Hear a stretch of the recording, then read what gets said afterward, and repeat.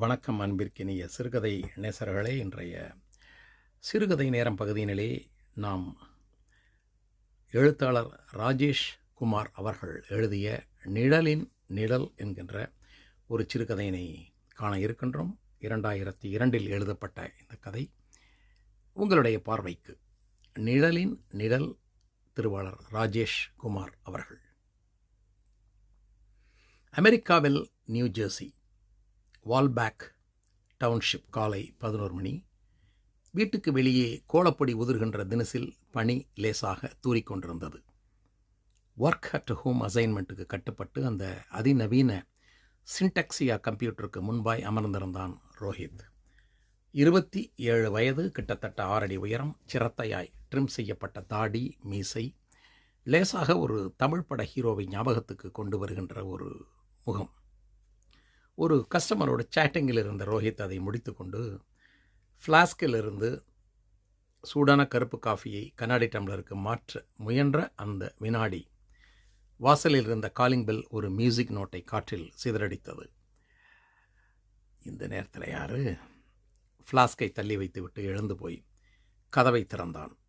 வெளியே ஒரு அமெரிக்க இளைஞனும் அழகான அந்த பெண்ணும் நின்றிருந்தார்கள். அவள் அணிந்திருந்த குட்டை பாவாடை அபாயகரமான உயரத்தில் இருந்தது. இருவரின் தலைகளிலும் பனித்துகள்கள் வெண்புள்ளிகளாக ஒட்டி கொண்டு தெரிய அந்த இளைஞன் வேகமான அமெரிக்கன் இங்கிலீஷில் பேசினான். ஐம் சாரி, உங்களை தொந்தரவு பண்ணுறதுக்கு மன்னிக்கிறோம். I'm Andrews. இவ என்னுடைய மனைவி ஜெசிகா. It's okay. உங்களுக்கு என்ன வேணும்? ஐ மீன், நான் உங்ககிட்ட ஒரு 10 நிமிஷம் பேசணும். அனுமதி கிடைக்குமா? உள்ள வாங்க. ரோஹித் அவர்களை கூட்டிக் கொண்டு போய் சோபாவை காட்ட இருவரும் உட்கார்ந்தார்கள். சொல்லுங்க, என்ன விஷயம்? ஆண்ட்ரோஸ் சில வினாடிகள் தயங்கிவிட்டு கேட்டார். இந்த வீட்டில் உங்களை தவிர வேறு யாராவது இருக்காங்களா? எஸ், என்னோட ஃப்ரெண்டு ஒருத்தன் இருக்கான். நேற்று ராத்திரி அவனுக்கு நைட் ஷிஃப்ட் டியூட்டி. உள்ளே தூங்கிட்டு இருக்கான். என்னிட்ட என்ன பேசணும் சொல்லுங்கள். நான் இப்போது ஒர்க் அட் ஹோம் அசைன்மெண்ட்டில் இருக்கேன். கஸ்டமர்ஸ் லைனில் வெயிட் பண்ணிக்கிட்டு இருக்காங்க. சாரி, இந்த விஷயத்துக்கு வந்துட்டேன். நீங்கள் இப்போ குடியிருக்கிற இந்த வீட்டிலேருந்து ஒரு 5 வீடு தள்ளி ஒரு வீடு விலைக்கு வந்திருக்கு. நானும் என்னோடய ஒய்ஃப் ஜெசிகாவும் 2 நாளைக்கு முன்னாடி இந்த வீட்டை போய் பார்த்தோம். வீடு எங்களுக்கு ரொம்ப பிடிச்சிருந்துச்சி.